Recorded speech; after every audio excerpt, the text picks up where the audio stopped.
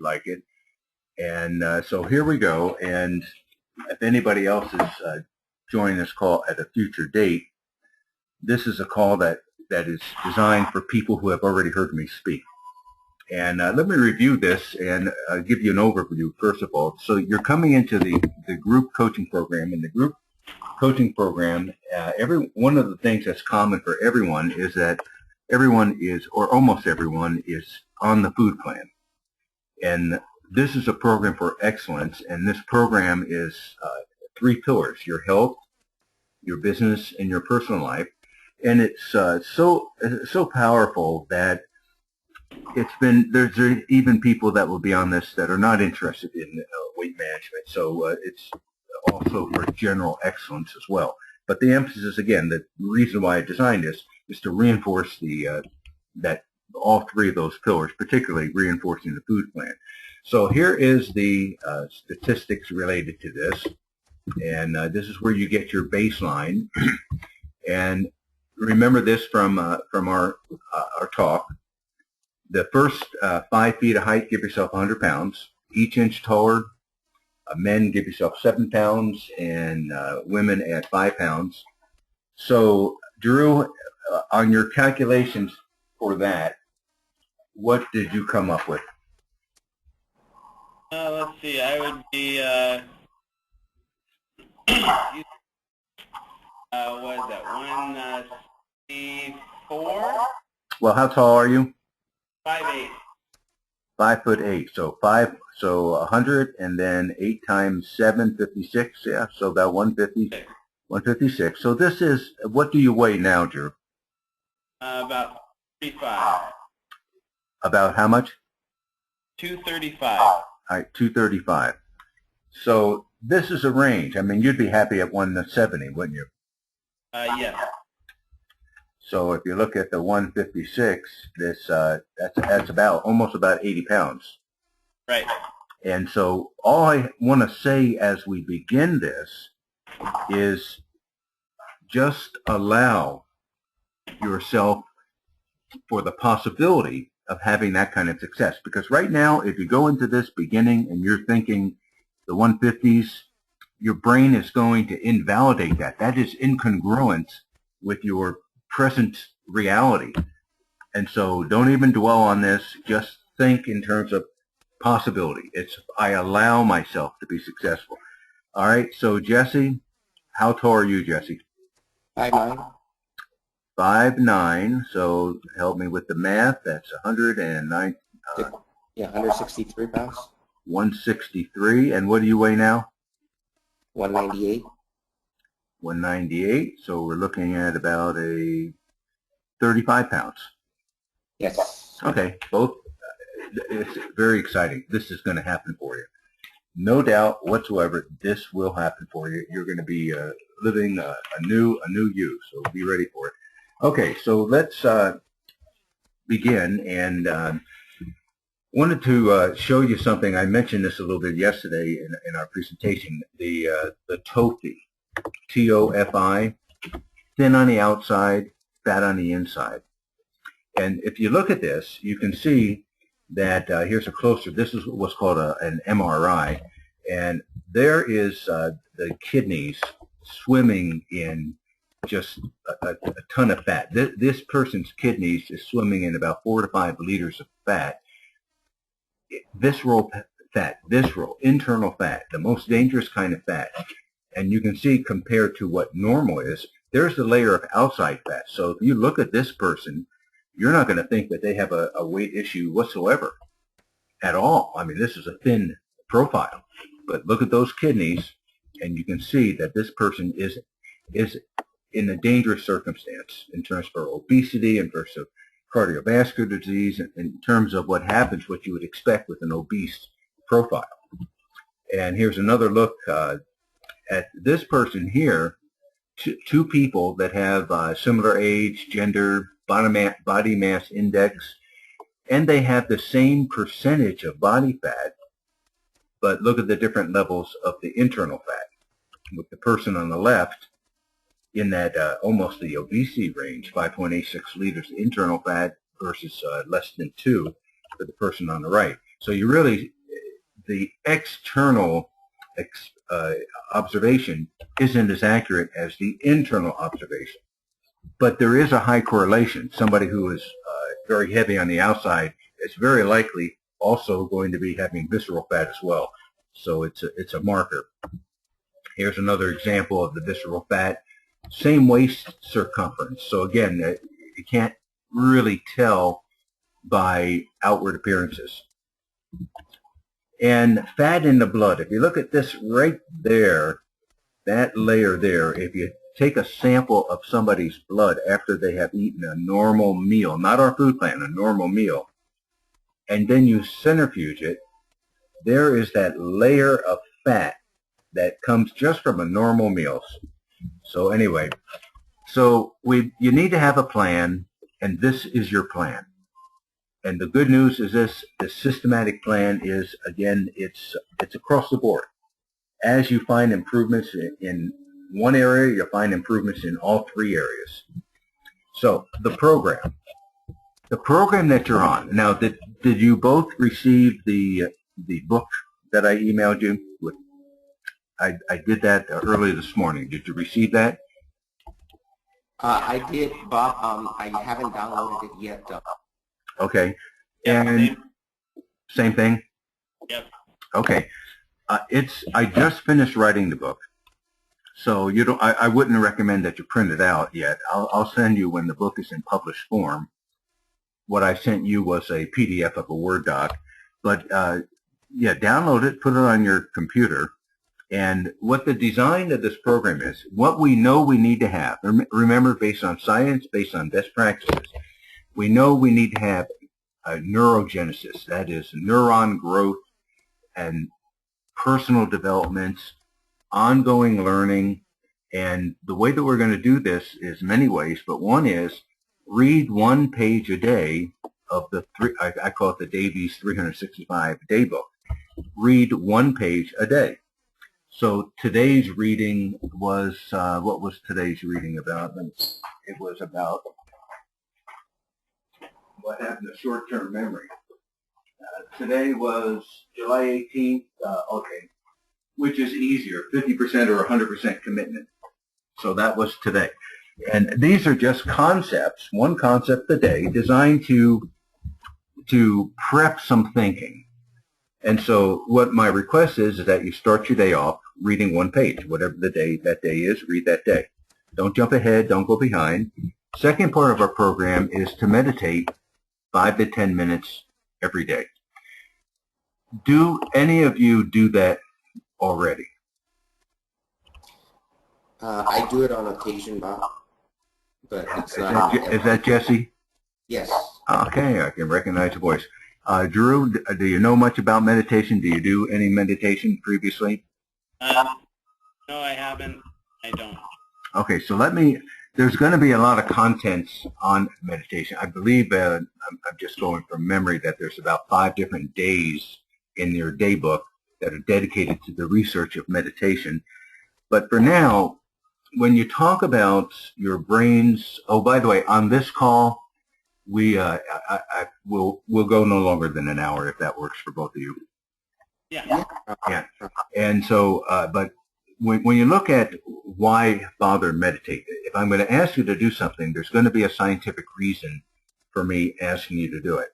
And the why bother on the meditation is when you talk about human willpower, what we know is that what part of the brain lights up when somebody is intercepting their automatic process, and whether it's procrastinating on a business activity or whether it's about ready to make a choice to eat something they shouldn't be eating or overeat.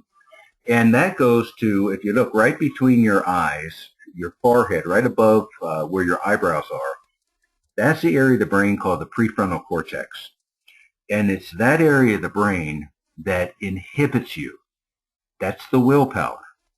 And so if you're, let's say, I remember an example like this, a woman gets onto an elevator with her son who's maybe about 4 or 5 years old. They stop on one of the floors and a a couple of other people get on, and one guy has just tremendous body odor, and the son says to his mother, "Mommy, this guy stinks." Now, we wouldn't say that. Adults wouldn't say that, or would you? No. No, you wouldn't say that. But that's because you have a well-developed prefrontal cortex that inhibits you from saying that. A young child doesn't. So they blurt out whatever they're thinking. The prefrontal cortex, this is what we would refer to as willpower. Now, one of the reasons we meditate is because meditators grow more neurogenesis, grow more neurons. The gray matter increases as a result of meditating. Also, there's multiple other benefits about meditating. Now, the design of this call today is just to introduce you to meditation. And as it comes up in the day book as a concept for the days that are in between the conference calls, we'll discuss it in more detail. But anyway, it's the way that you do it is you just sit in a comfortable chair without distractions.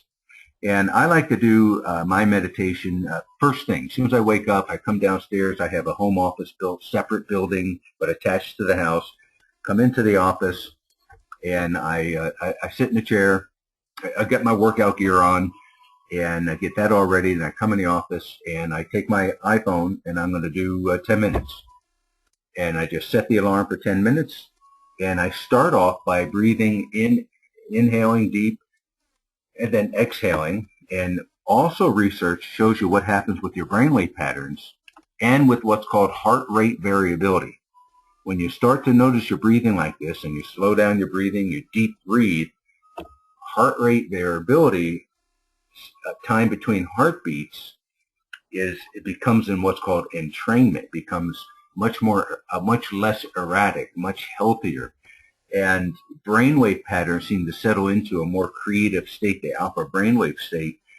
And the technique of meditation is just count your breaths, notice your breathing in and out.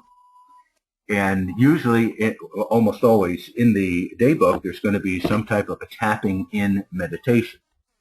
And you would read that. You can default to quiet down the chatter by repeating anything that you might want to repeat, such as your spiritual and mental magnet attracting to yourself all things which are good, bless, and prosper you. You are of service. You are committed to service. Something like that, and then just remain silent. And the tapping in meditation, what this means is that the energy system in the universe, everything is of an energy source. That's what we have in common to everything. All matter is energy, and all matter is information. And you're just tapping into this universal higher power of information. And this is where you're going to get intuitive hits. You're going to get insights that you ordinarily wouldn't get. So you're just listening, you're relaxing, 5 to 10 minutes. Don't worry about doing it right. It's really not possible to do it not right. And so my recommendation, read one page of the book a day. Meditate. If it's only 5 minutes, fine. All the great teachers are talking about meditation. All the addiction programs include meditation. Most of them say 30 minutes, but the research says as little as 5 to 10 minutes will produce the results, substantial results, physiological results. So I say let's do the shorter version. Next is follow the food plan every day, and I'm going to give you on this call the food plan. And you're going to be absolutely amazed how fast you see the results. Bi-weekly live conference calls. Now, I don't know if I think I gave you both this. The next call is the 23rd, next Wednesday morning at 8:30 a.m. California time. And I will send you a link just like we did for this. And Drew, who had the issue on the feedback? Was that Drew? Yeah, Yes. I think. Whatever you did to fix that, do it for the next Wednesday call as well. Yeah, you bet. Okay, and then I'll announce the calls for August. If we need to, we're still a small group because the marketing of this program has not been widespread. In other words, I haven't launched a massive marketing, so the only way that people are hearing about this program is through hearing me speak. So we still have a small group, which will use that as an advantage.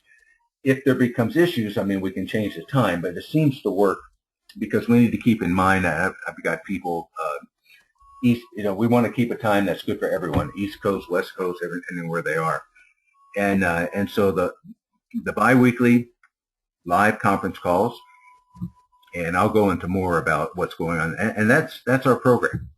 So I will send you this after our call, but here's some suggestions. There's a conversation about food addiction, and food is a drug.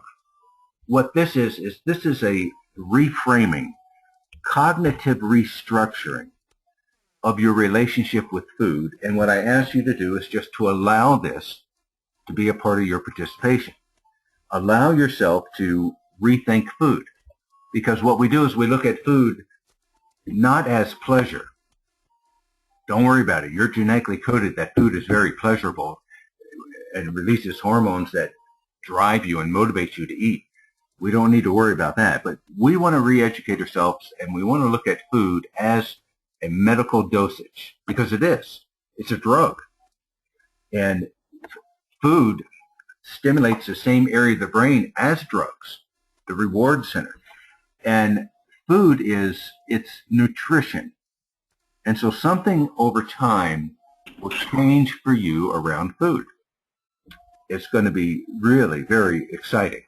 So here's some questions, and I'll go fast through these. And have you ever wanted to stop eating?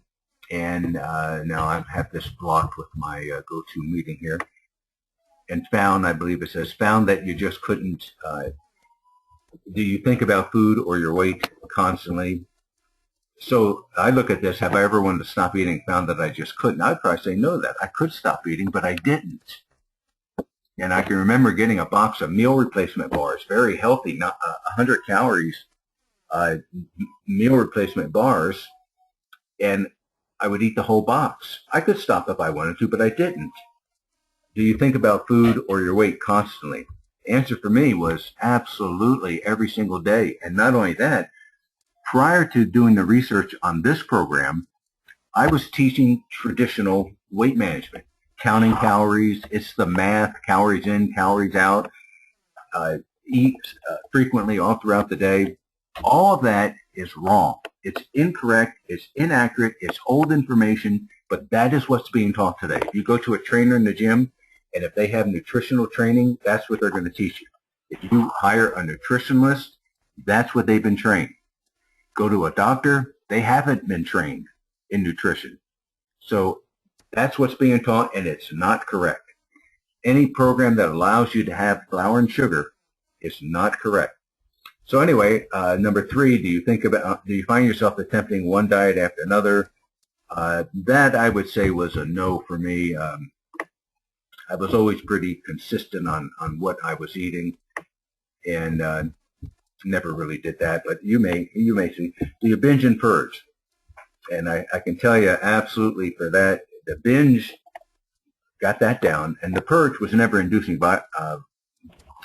vomiting. My purge was excessive exercise and also restrictive eating. Do you eat differently in private than you do? You can just. We'll go through these quickly, and then I'll send you something. And I'll ask you when I send this to you. I'll ask you to fill out the front page, which are these questions, and then send that back to me. Has a doctor or family member ever approached you with concern about your eating habits and weight? Do you eat large quantities of food at one time? Do you eat to escape your feelings? Do you eat when you are not hungry? Is your weight problem due to your nibbling all day long? Do you eat in secret? Do you fast so severely or severely restrict your food intake? I was guilty of that. Oh, on the ride back to the office, Dan was telling me about this kind of cleansing fast, which I just was appalled at hearing. But anyway, have you ever Have you ever hidden food? Do you feel driven to exercise compulsively to control your weight? That was a yes. Do you excessively change that. Calculate the calories you burn against calories you've eaten. Guilty as charged. Do you frequently feel ashamed? Are you waiting for your life to begin? Do you feel like you'd like to lose some weight but just can't? That was one that I was really guilty of. I believed that I just couldn't break this 200-pound barrier. And today I'm between 175 and 178 very consistently. Do you take medication due to being overweight? This is one of the exciting things. And just tell me yes or no. Drew, are you on any kind of medication that's due to your weight? No. Jesse? No, I do take blood pressure pills, though. Okay, with your doctor's approval, it's very likely you'll get off of those pills. You won't need them. That's what we find. And again, this is not something you do yourself. You do it with your doctor's approval. And I'm going to tell you what your doctor's going to say after you've gone there. And Jesse, you've gotten rid of 80 pounds. And excuse me, Jesse, 35. And Drew, you've gotten rid of 80 pounds. Your doctor's going to say, whatever you're doing, keep doing it. In fact, when we get to the food plan, I invite you to show it to your doctor. Your doctor's going to say, looks terrific. Do you feel hopeless about your relationship with food? And so obesity, now I'll read this to you, or being overweight is not a disorder of willpower or gluttony. Many people think it is. There's a biological basis. Diets have never addressed the real cause of this issue.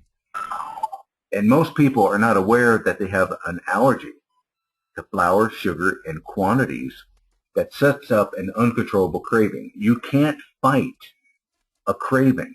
This is biology. And that's what these diets are, that are going to either restrict a food group, or they're going to greatly restrict calories. You're going to have cravings. You can't win. You can't stay in a deprived state for a long period of time. The problem can be arrested one day at a time by the action of weighing and measuring our food and abstaining from all flour and sugar, referred to as abstinence. Weight issues are a result of biochemical mismanagement and are beyond the reach of willpower. The presence of glucose in the blood stimulates the pancreas to produce a hormone called insulin. The insulin locks onto the glucose molecules and carries them into the cells of the body, giving the body energy. Now that's what insulin is supposed to do. It takes the sugar and transports it into the cells. Now the problem is the degree to which food changes to glucose is known as the glycemic index. This varies greatly depending on the amount of fat, fiber, and protein in the food. If the food is whole and natural, it'll break down much more slowly, which is what we want, than food that has some part removed. So less insulin is required to process it. White rice breaks down much faster than brown rice because the fiber has been removed. The problem occurs when great amounts of glucose swiftly flood the bloodstream, as happens with sugar and processed foods, causing the pancreas to overreact and produce too much insulin. So here's what happens. Fast-acting carbs are eaten, such as whole wheat bread, spaghetti, pasta, such as a number of different foods like that are flour-based or sugar. Fast-acting carbs are eaten, and by the time you even swallow, there's enzymes in your mouth that are already breaking it down into blood sugar, glucose. Blood sugar rises too quickly, and there's too much of it. So, of course, there's a response. Pancreas produces too much insulin. Some glucose attaches to the insulin to help the cells produce energy, because that's the entrance into the cells, insulin. And because there's so much in there, more insulin attaches to the glucose and stores it as fat. That's the natural process of how the insulin reacts with glucose. So when you have too much insulin release, too much blood sugar at one time, you're promoting fat storage, even if you're not eating a lot. Some insulin stays in the bloodstream, producing low blood sugar and carb cravings. And I'm going to show you a picture of this coming up not too long away. But remember that insulin remains in the bloodstream, even if you eat just a McDonald's hamburger, and that's all you eat. You're thinking you're not eating very much, but the quick-acting rise of the glucose because of that bun, that flour bun, is creating something that happens long afterwards as well, carb cravings. So at the cellular level, the individual is compelled to eat. This is outside of your control. This is at the cellular level. That's why these diets and fads and all of this, none of it works. And then you eat fast-acting carbs, and the whole cycle repeats itself. So here's some biochemistry. Serotonin is a neurotransmitter. What that means is that the nerve cells, when they communicate with another nerve cell, what happens is an electrical signal in the nerve cell travels down to the nerve, to the ending, and then a neurotransmitter, a hormone, is released that gets received by the connecting neuron. So a thought is an electrical impulse into a physical chemical. Serotonin manages mood, appetite, sleepiness, perceptions of pain, and dopamine manages pleasure, mood, pain, attention, reward responses. So when you're thinking about food, what do you think is causing you to think about food? Dopamine. You have dopamine in the brain. It causes you to focus. It causes you to be to have motivation towards whatever it is. In this case, food. So here's an example. This is me years ago. I'm sitting there with a box of wheat thins at night. Now the question is, am I hungry? No, I'm not hungry. It's a habit. I have dopamine released, and it's motivating me to eat something to get the feeling, not for hunger, but to get a feeling. And so as I eat these wheat thins, I have serotonin released. Serotonin is an opiate. It's a drug. And so I have the chemical, that dopamine, that motivates me to eat, and then I have the serotonin that gives me the reward for eating, which is this opiate high that I get from sitting there eating. The result of this is I'm heavy. And this is my heaviest, and that's a more recent picture. This is Dr. Cahill from UCI. And the heaviest I've been was 235, 175 there. That's the lightest I've been, 175. And my norm prior to using this program was in the 215, 220. And using dieting, using white knuckling, I could get down to 200, but I'm always back and forth. This is another picture before, the 235, low serotonin, depressed, lethargic. If I have low serotonin in my brain, your brain is going to make you eat to replace it. So carbs are eaten and create a chemical response. Now once that happens, serotonin is elevated and you feel good. So I ate those wheat thins, I feel good. Now what happens? You can't sustain this though. And so now I feel anxious, get depressed, not major depression, but just feel uneasy, lethargic. What do I need to do? I need to eat some carbs. This is the snacking scenario. This is where you're grazing all day long. And this is, so when I look at a person like this is an inflammatory response. This person should not be like this. This is a response to the way this person's eating. And it's not their fault. They haven't been taught how to eat. It's not her fault. Nobody has given her boundaries. And once you have the boundaries and you're controlling your physiology, you can't help this. This is going to happen. You're going to get to that weight range. I am 5'10" and a half. Unfortunately, I have lost some inches in my height. That happens. But 5'10" and a half. So let's look at that. That's 100 first 5 feet. 10 times 7 is 70, and then a half of 7 would be about 173, 174, let's say. So I should be in the range of 175, let's call it. And if you look at that, plus or minus a few for musculature and so forth, that's right where I am. When you get into maintenance, which means you get into the range you want to be in right there, guided by your this calculation, when you get into maintenance, then you start adding in food in different categories. We'll cover that later. Okay, so let's look at the food plan. Here it is. 3, weighed, and I'm going to send you an article on this as well. So I'm going to send you 2 things. I'm going to send you the article that I have. The food plan in the article is slightly different, so go with what we're talking about now and the subtle differences. And I'm also going to send to you another bit of research. And I've also sent you the intake form. And what I like to have you do at your convenience, no hurry, if you could send that back to me before next Tuesday so that I can review it for our call. I would appreciate that. So here's our food plan. 3 weighed and measured meals, no snacking in between, the abstinence of flour, sugar, and individual binge foods. No snacking in between. I wouldn't have thought that that was possible based on my years, my 58 years of my relationship with food. I snacked significantly. Why did I snack? Because I had improperly maintained physiology, which means I had cravings, low serotonin, low blood sugar, because of all this adding up. When you're on this food plan, you won't have to fight the feeling and the cravings because you'll be maintaining your physiology and you won't have them. That's pretty exciting. So step 1, get a digital food scale.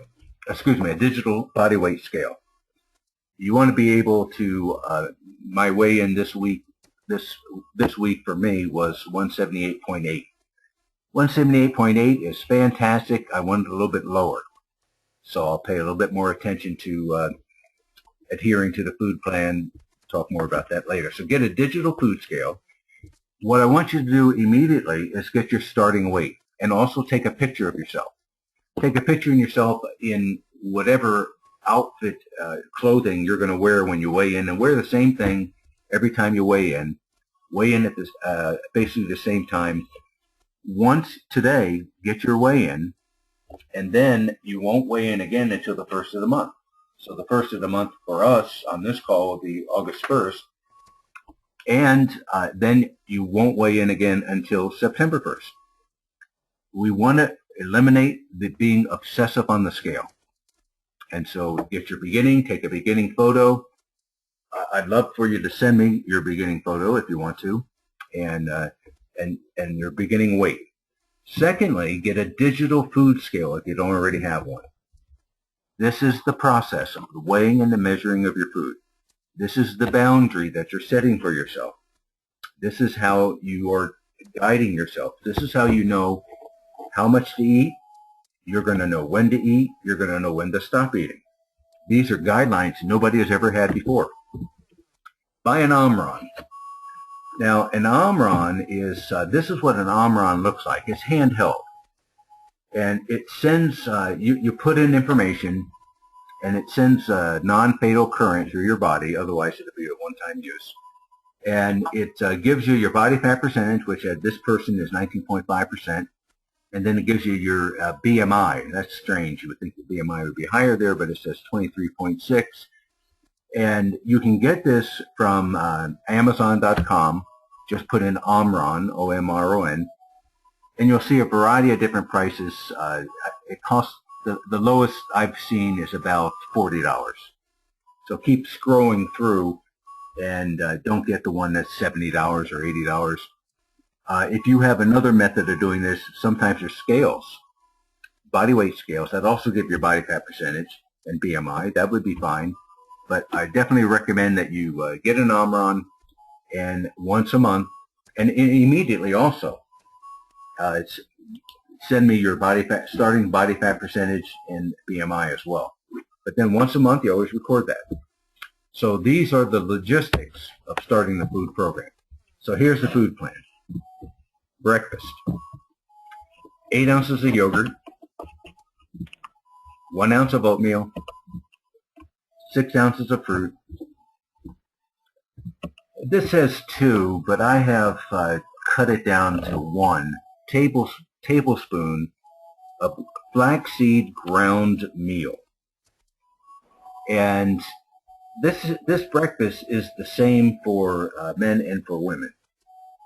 8 ounces of yogurt, 6 ounces of fruit, 1 ounce of oatmeal, and 1 tablespoon of flaxseed meal. I'll change that later. And the flaxseed meal, you can get it in any grocery store. It's in an aisle that you'll never be going down again, but it's the aisle of cake, it's the aisle of flour, it might even be cereal aisle. But this is an excellent source of omega-3 and an excellent source of fiber. And what I do is, now the yogurt, I'm going to tell you what kind of yogurt to get, but the yogurt is no sugar in the top 5 ingredients. No sugars in there. So we'll talk about that in more detail later. And Hey, I've been Bob, eating, yes. what's your yogurt alternative for those of us allergic? Allergic to yogurt? No. Okay. All right, let me give you an alternative to yogurt. And I'll have to look it up because I eat the yogurt. The alternative to yogurt would be this. 4 ounces of milk, or... Wait. No, I can't do dairy. Okay, No. well, I'm going to give you, let me give you a ratio here. 4 ounces of milk or 4 ounces of yogurt equals 2 ounces of protein. Oh, I see. So cottage cheese, 1 ounce is 1 ounce of protein. 1 egg equals 2 ounces of protein. And 1/2 ounce of cheese equals 1 ounce of protein. So you can have eggs. You can have 1 egg equals 2 ounces of protein. We're going 8 ounces of yogurt. I would say no more than 3 eggs instead of yogurt. Yeah, so the objective then is the protein. Yes. You can have So other... Bob, what about egg whites? I mean, do you want to cut out the yolk, or? I want you to have the yolk. Fat is not the enemy of our program. No. We need fat. The digestive system needs fat. Good kind of fat. And so anyway, so yeah, you can substitute eggs. And I do on occasion have 3 eggs myself. I'm in maintenance, but I hate to give up the yogurt. So, but anyway, what you do is 1 ounce of oatmeal, and when you get into maintenance, you'll add another ounce of oatmeal, but you can put that in 4 ounces of water, and this is the only thing that you weigh and measure before you cook it, is the oatmeal. And then if you're going to have eggs, I love to put the oatmeal right on top of weighed and measured 6 ounces of fruit, any kind of fruit that you want, and put the oatmeal right on top of that, and then put the eggs right on top of that. Mix in the flaxseed meal, and then mix that all together, put some seasoning on it, and you have just a fabulous breakfast. So that's breakfast. Now for lunch, now here's where the differences between men and women come in. 6 ounces of protein for men, 4 ounces for a woman. Everything else is the same for men and women. 6 ounces of steamed vegetable, 8 ounces of salad, 1 tablespoon of olive oil. And your seasoning, as long as it doesn't have sugar in it, is fine. And what you want to do is you want to prepare this in advance, weigh and measure in advance. So if you're going into work, just grab a baggie of your protein, grab a baggie of your steamed vegetables, make your salad in advance, grab your baggie of that, and you've got your lunch. And so for dinner, it's the same as lunch, except for one thing. You add 6 ounces of fruit. You can have any kind of fruit that you want. The sugar that's internal in the nutrients of any kind of a food, we're not looking at that. That's fine. Broccoli has sugar, 2 grams of sugar. But what we're looking at is added in the ingredients. And so the difference between lunch and dinner is you add 6 ounces of fruit. This is what you do as you are beginning your program. Okay, so And another question for you then. So like your peanut butters and that you probably wouldn't do unless it was natural stuff added. The butter, and yes, butter, you would stay away from the butter. If that's what you want to use for taste, you can use light amounts. No, I was talking about Oh, peanut butter? yeah. No, peanut butter is not in the food plan. Now, here's why. Peanut butter is healthy, but you can't measure. You can't measure the nuts. You can't measure the protein. So if you can't measure it, we don't use it. Okay. Just like you wouldn't eat nuts. The reason we don't eat nuts is because there's no way of measuring the protein content, so you're not going to add nuts onto your salads. And what happens here is these are dosages. And some people, most of the time, people find that this is a lot of food. It's more than they've ever eaten before. And that's okay. Now, my mother-in-law needed to adjust her dosage because this was way too much for her.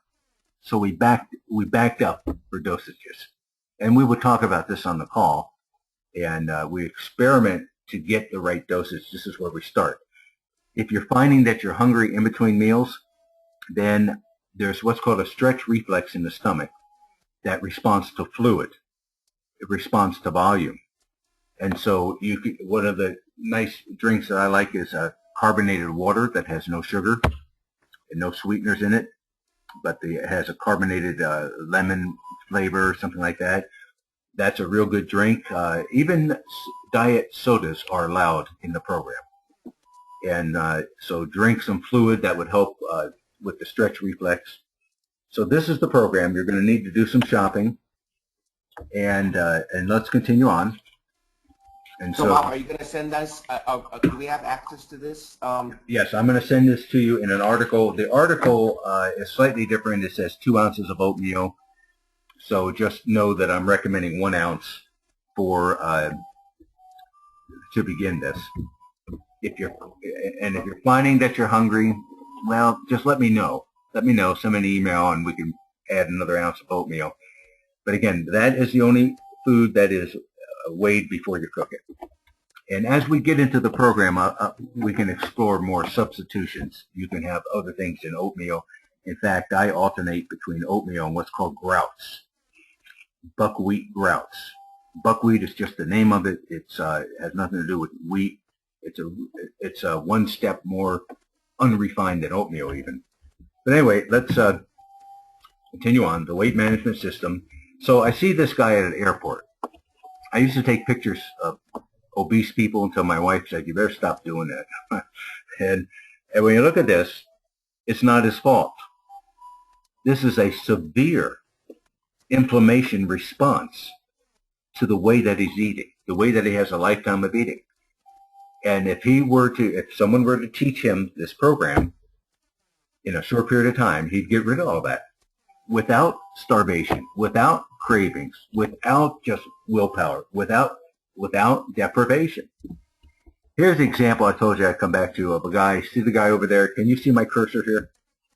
Yep. This guy is eating, is not eating very much. He's eating a McDonald's hamburger. So now let's look at what he's doing. He's thinking, okay, I've got a McDonald's hamburger. He's thinking, I'm not eating very much. But he's eating a bun. The bun flour breaks down immediately into blood glucose, blood sugar. Immediately there's a surge of insulin. Half the insulin goes into this, it brings the glucose into the cells for energy. Half the insulin takes the remaining glucose into the fat cells for storage because it's all exploded at once. Even though he's eating a little bit, he's promoting fat gain. Now also, he's got a hamburger. Hamburgers are fine. I never used to eat hamburgers before this program. Now I eat them all the time.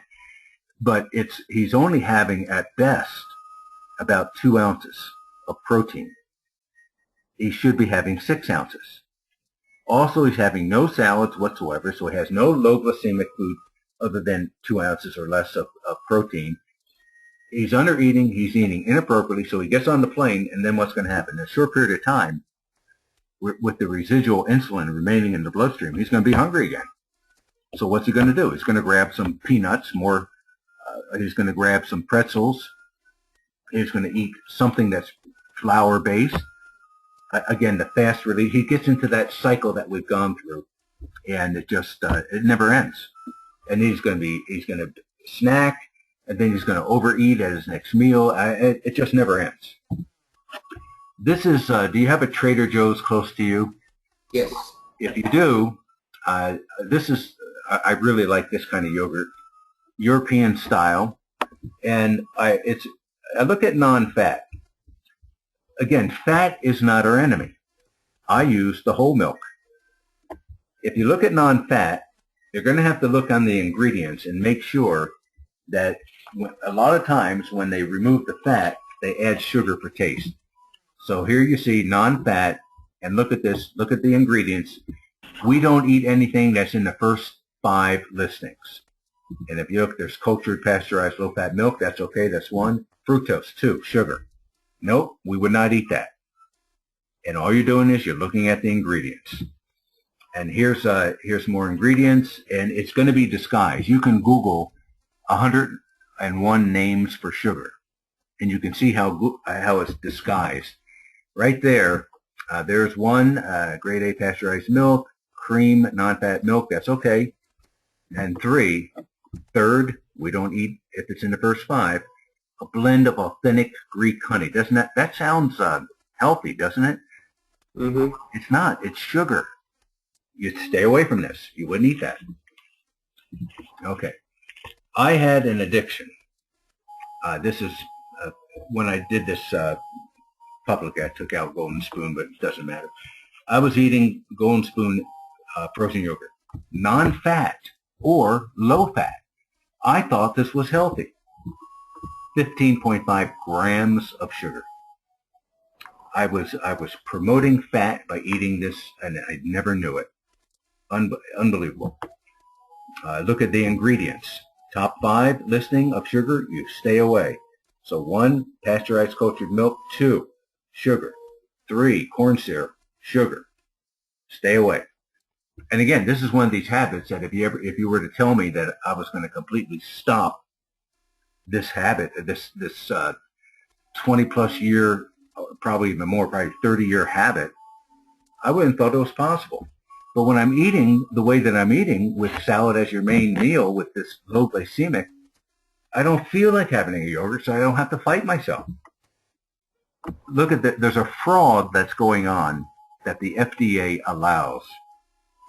This is flavored water in the grocery store. 0 calories, no artificial sweeteners.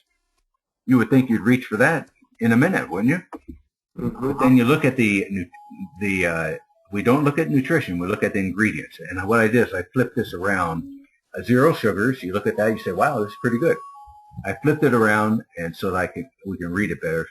Right there, number 2, erythritol. The reason the FDA allows this product to be marketed as 0 sugars is because this is manufactured sugar. It's a fraud on the population. Dr. Yudkin in the 1970s, now I don't want to take the time to go into this in great detail, but it was about the incentives they gave to farmers to mass produce fructose.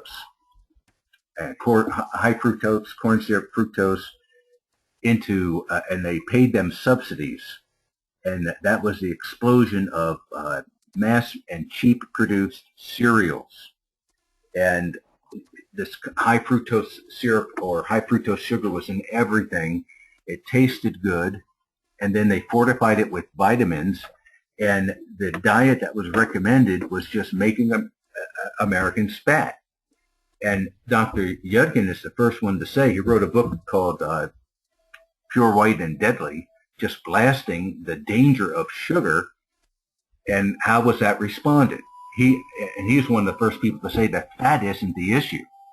Yes, you don't want these unsaturated fats, but fat is not our enemy. So you can eat meat, you can eat fat in yogurt, or however you're getting your protein.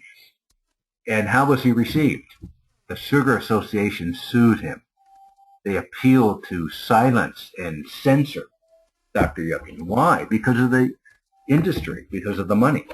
So look at this as a dosage. We might need to adjust some of the dosages for you, but look at food as nutrition, look at food as medicine, because food is chemistry, and it does influence the brain just like drugs do. And it's so we get that dosage, and the result of your dosage that I just gave you is automatic. You don't have to worry about it. You don't have to hope it. In fact, when you do, after you do your first weigh-in, which I want you to do right away, and take that before picture right away, and your first weigh-in, which is only going to be a couple of weeks for you, two and a half weeks or so, you're probably not going to think you lost any weight because you feel full, you haven't felt deprived, and you're all going to lose significant weight. So we gave you the food plan. There it is. And I'll also send you a copy of this recording as well. And okay, so this is what it looks like. This is, I have heavy salads. I have big salads. I'm in maintenance. Sometimes I have up to 16 ounces of salad. This is what a 10-ounce salad looks like. Use all the colors of the of nature. I have tomatoes. Tomatoes are heavy. You want to have about 3 ounces of lettuce as a standard. And then cucumbers, radishes. I put also, what's it called? Not guacamole, it's avocados. I put avocados in. Very good fat. And I never ate avocados before this program. Oh, fat. I'm like, high calories. This program does not count calories. This program is not the enemy of, fat. This is what, for women, 4 ounces. So 4 ounces of tuna, 6 ounces of vegetables, mixed it all up, seasoning. I never ate this well. I'm eating meals like this twice a day, lunch and dinner, and then a very nutritious breakfast. Preparation. Yes, this is the downside of the program. You're going to need to prep in advance. Now, quantities is an enemy. I used to cook, 2, 4, 6, 8. I used to cook this and I'd eat them all. Eat them all. Grilled chicken, very healthy. My rationalization was, well, it's good lean protein. I never had a boundary. Now I have a boundary. I weigh and measure 6 ounces. But cooking in advance, and then I bag. This is 6 ounces. The first one you see, 6 ounces of vegetables, 6 ounces of protein. I make about a week's worth, and then I freeze the rest. And so I can cook about a week and a half at a time, and then a week in the refrigerator. The rest is frozen. When I'm done with the refrigerator's week, I put the frozen out in the refrigerator, and then I have a few days where I need to cook again. So about every 7 to 10 days, you're going to have to bite the bullet and prepare. I mix my protein together. Again, I never ate hamburgers before this program. Nothing wrong with eating hamburgers, nothing wrong with eating steak. Yes, I cut the excess fat off. That's healthy to do, but that is not the enemy. A couple more things. We're going to extend slightly beyond an hour. I hope that's okay with everyone. Is that okay? Yes. Okay. And this is when I travel, I brought my food to this past program. I've removed uncertainty around food. I don't have to worry about what I can get at the hotel. I travel with frozen food so that I don't want to bring ice. It thaws out. I do the best I can get to get a hotel that has a refrigerator and a microwave, and I'm in control. Because you're traveling or because you're eating out at a restaurant, when you're eating out at a restaurant, you want to do your best to ask for what you want. And if you ask for 6 ounces of vegetables and they say, well, your steamed vegetable side is only about 3 ounces, then order 2. And do the best you can to stay within the guidelines when you're eating out. Now, wheat makes you fat. There's so much interest and controversy about wheat. We've been sold that wheat is good for you. and it's not. Wheat is 70% carbohydrates. Of that, 75% is what's called amylopectin, 25% is what's called amylose.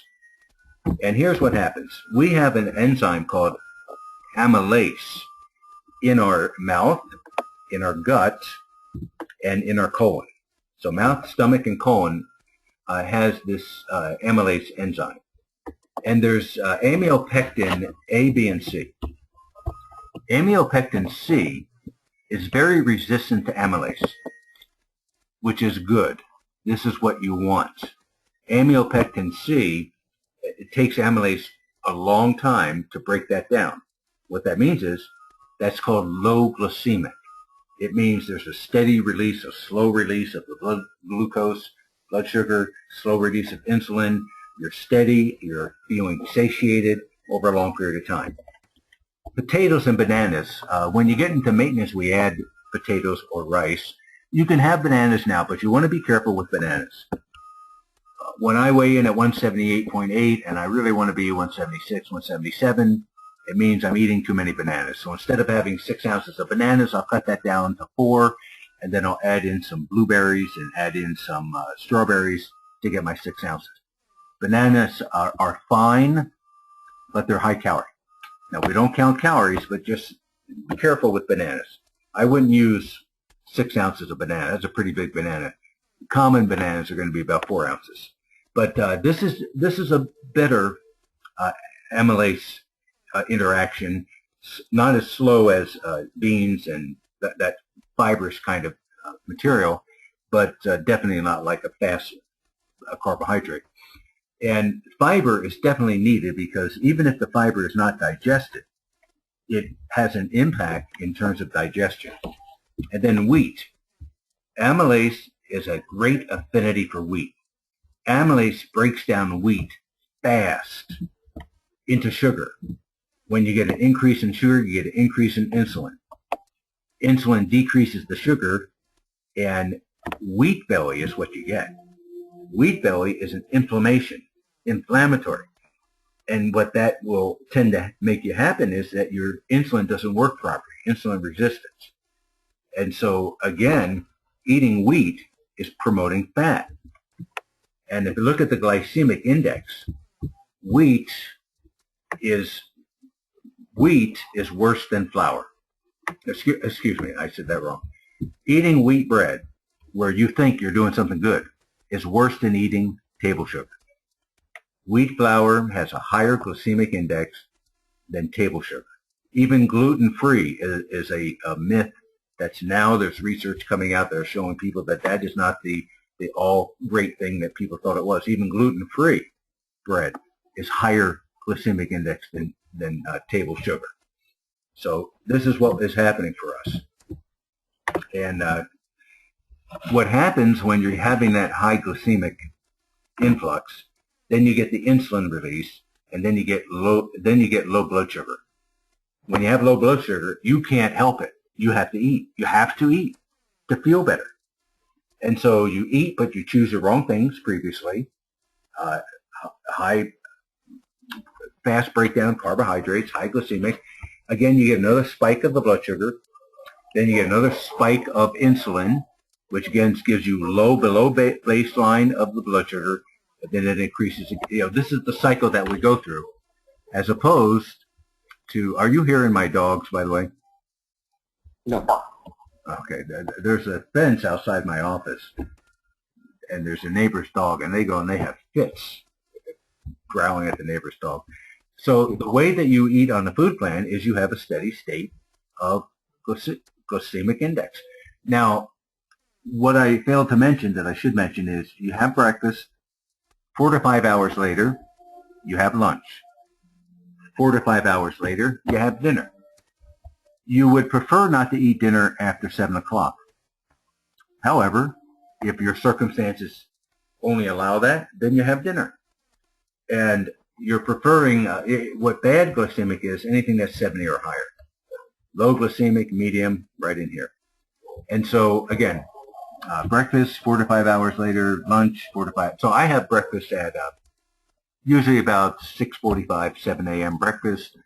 I have my lunch at 11:30, 12, 12:30, right in that range. And dinner is usually 5, 5:30, 6 o'clock is for dinner. And sometimes later, but that's our, remember I said that with this program, you learn when, what to eat, how much to eat, when to stop eating, what time to eat. It's all a planned system. And with the, just a couple more concepts and then we'll be done on our call. With the coaching that you're going to get on the biweekly call, coaching, a definition of coaching is a powerful alliance designed to forward and enhance the lifelong process of human learning, effectiveness, and fulfillment. This is what the relationship is on a call. And as a result of our calls, you're going to have new perspectives. You're going to see things differently than you wouldn't see by yourself. You're going to have challenge. You're going to be challenged. And you're going to have accountability. And we're going to be looking at how you are as a human being, the fulfillment that you have, the joy that you're having, and also, are you doing the right kind of things on the call, in your activities to reach your goals? That's the experience of coaching. I've also reviewed behavioral contracting as something that I ask everyone to do. So the 7 days, your due date, your specific declaration, what you're going to do, and then the enforceable consequence if you don't do it. That has an influence in the part of the brain that's activated. You're using the stick.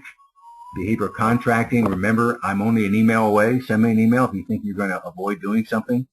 I'll hold you accountable to it, and $100 if you don't. Remember, you're going to be driven to avoid the highest level of pain. If the highest level of pain is in the penalty, you'll be compelled to avoid that. If the highest level of pain is in the activity, which is where it is for people who don't have an intervention, you're going to be compelled to avoid that. And so the program, the book study, 1 page a day. The two, as we grow in numbers on our call, right now we're around 60 minutes. It'll extend to about 90 minutes as we grow in numbers. So what we'll have on the calls is we'll have feedback. You'll have a chance to express any questions or concerns. Then there's going to be a concept on the call. What I take is I take some of the day concepts that have been in between the calls. So next call is on Wednesday. And so next Wednesday, so for you, there'll be today's concept, 1, 2, 3, 4, 5, 6, 7. There'll be 8 concepts. And usually I take 1 or 2 of those for the call and deepen them. I have a hot seat. And if one of you would like to be coached on a call, send me an email. And we'll get you to be coached on a call. And when I coach, it's about health, business, or personal. You pick whatever area you want to be coached on.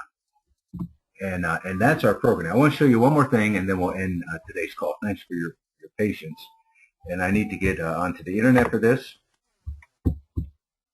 And what I invite you to do, I recommend that you do, is go to Bob Davies, not now, but go to bobdaviescoaching.com and sign up for the online behavioral contracting program. It's $20 a month, $19.95, and worth every penny of it. So I'm going to show you my contract for this previous week that we're in.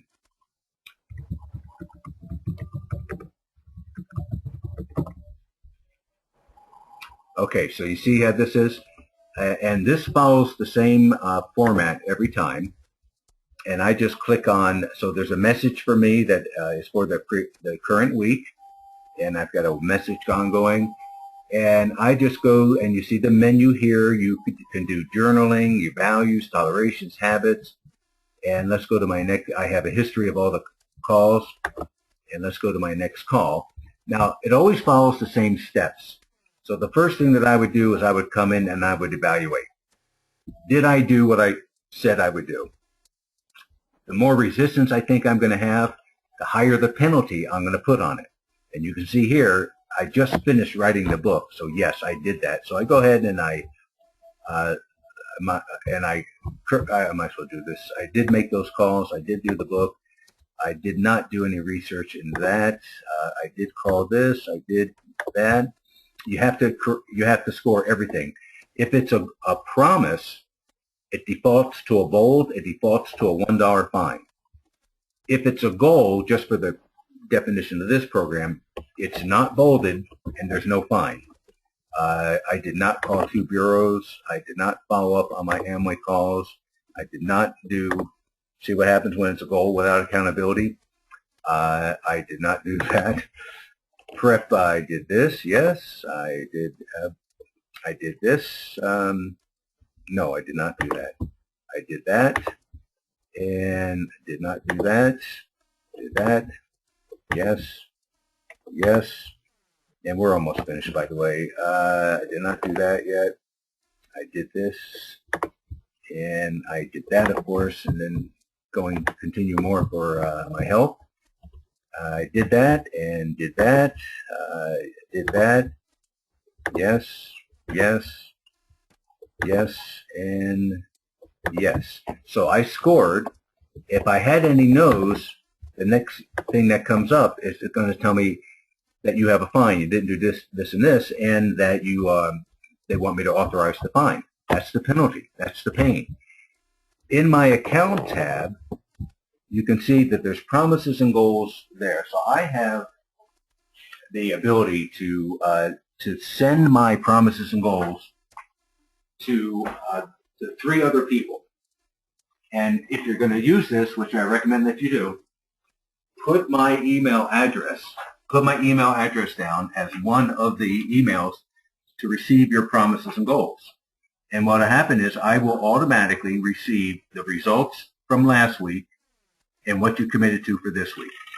So it really becomes something that's an added layer of accountability.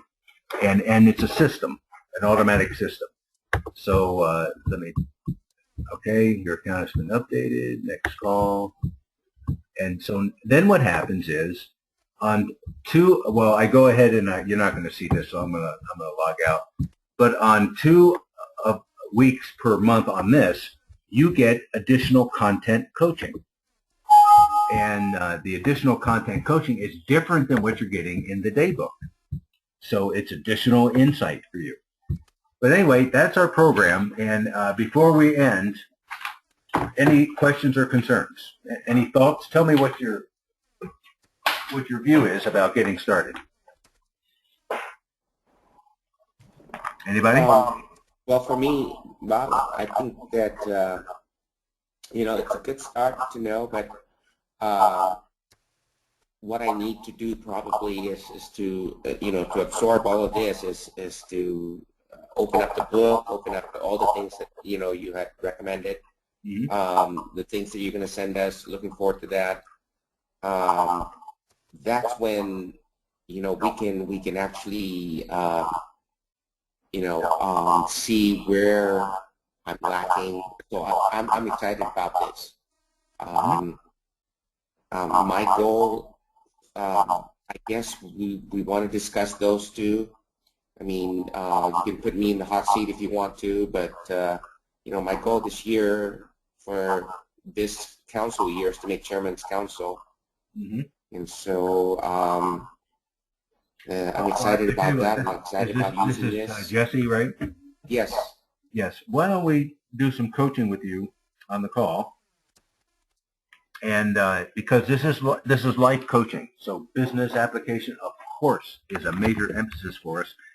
And what I would ask both of you to do is to get started as soon as you can. Get your food. You're going to have to have collard greens and kale and leafy vegetables, high nutrient density food.